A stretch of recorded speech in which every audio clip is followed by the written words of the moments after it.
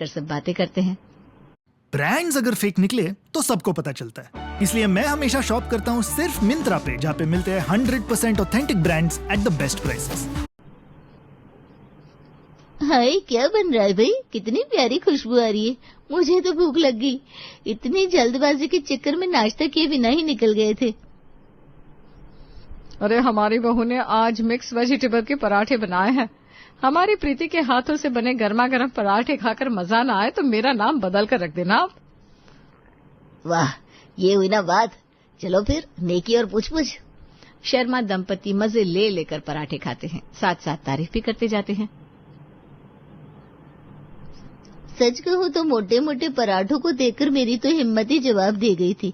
मैं सोच में पड़ गई थी, नूतन का नाम बदलकर क्या रखना चाहिए।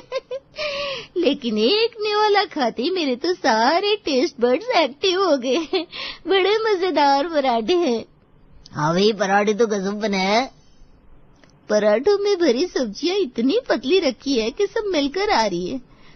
प्रीति बेटा, मैं मेरी बहू को तुम्हारे पास जरूर भेजूंगी, उसे भी ऐसे पराठे बनाना सिखा देना। निशा की तारीफ सुनकर पूरा परिवार फूला नहीं समाता। अब इन पराठों का नाम पतली सब्जियों वाले मोटे पराठे पड़ जाता है, जो अब अक्सर ही घर में बनते हैं। अब तो घर में जो भी मेहमान आता उसे निशा के हाथ के ये वाले पराठे तो जरूर खिलाए जाते। एक दिन रुक्मिणी मंदिर से लौटती है। आज शाम को मैंने मोहल्ले के महिला मंडल को चाय नाश्ते पर बुलाया है। रक्षा और नूतन को उनके साथ बैठना पड़ेगा। निशा बहू, तुम सुमन के साथ मिलकर वो तुम्हारे मोटे वाले पतली सब्जियों के पराठे बना लेना सबके लिए।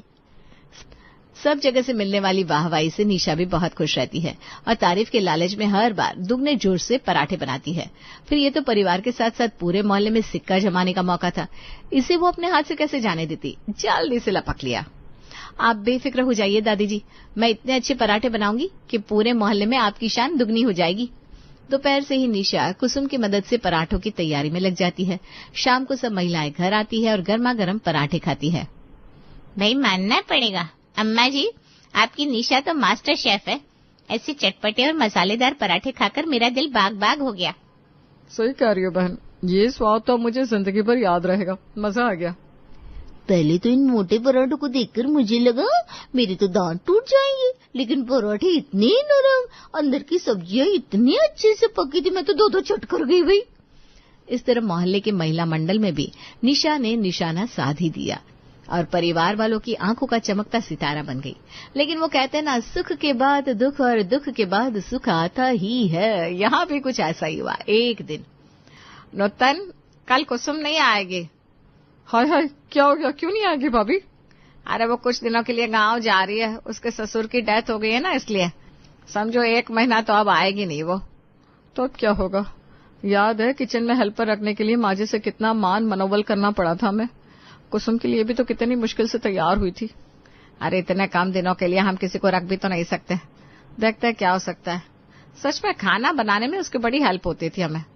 भगवान करे 1 महीने में ही सही आ जाए बस।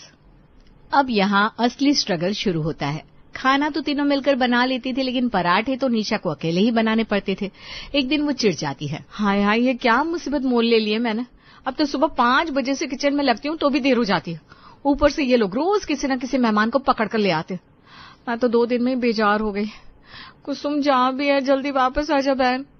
निशा की मुसीबत यहाँ पर सीमित नहीं थी, उस पर तो अभी एक बड़ा बम गिरने वाला था, जिसके धमाके से उसकी नींदें उड़ने वाली थी।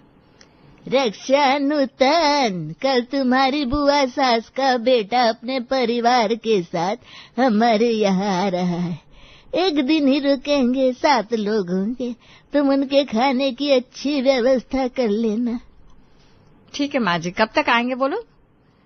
सुबह तड़के पहुँच जाएंगे। निशा बहू, ऐसा करना, नाश्ते का इंतजाम तुम देख लेना, बाकी खाना वगैरह ये दोनों संभाल लेंगी। और हाँ, नाश्ते में तुम्हारे फेमस मोटे वाले पराठे बनने चाहिए। ठीक है? 7 मेहमान और घर के लोग मिलाकर जितने लोग हो रहे थे, उससे कई गुना ज्यादा चिंता में तो निशा पड़ गई थी। रात को बेचैन होकर वो अपने पति राम से कहती है, अब क्या होगा जी, मैं सबके लिए इतने सारे पराठे अकेले कैसे बना पाऊंगी। कुसुम थी तो सब अच्छे से मैनेज हो जाता था, लेकिन अब ये तो बैल मुझे मार वाली कहावत सिद्ध कर दी है तुमने। तुम्हें बहुत शौक था ना तारीफ पाने का, तो लो एक और नया चमचमाता सुनहरा धमाकेदार मौका तुम्हारी राह देख रहा है निशा जी। अब ओखली में सर्दी आई है तो क्या कर सकते हैं। अगले दिन सुबह 4 बजे जब पूरा परिवार गहरी नींद में सो रहा होता है, निशा किचन में हाजिर हो जाती है और तैयारी करती है। 7 बजे तक सब नाश्ता करने वाले थे, लेकिन इतना सब करके भी गड़बड़ होनी थी सो हो ही गई। सबसे पहले आटा गूंथ कर रख लेती हूँ, उसके बाद सब्जियां काटने का काम करती हूँ, क्योंकि सब्जियों को पतली पतली काटना भी तो एक बहुत बड़ा स्ट्रगल है। लेकिन घबरा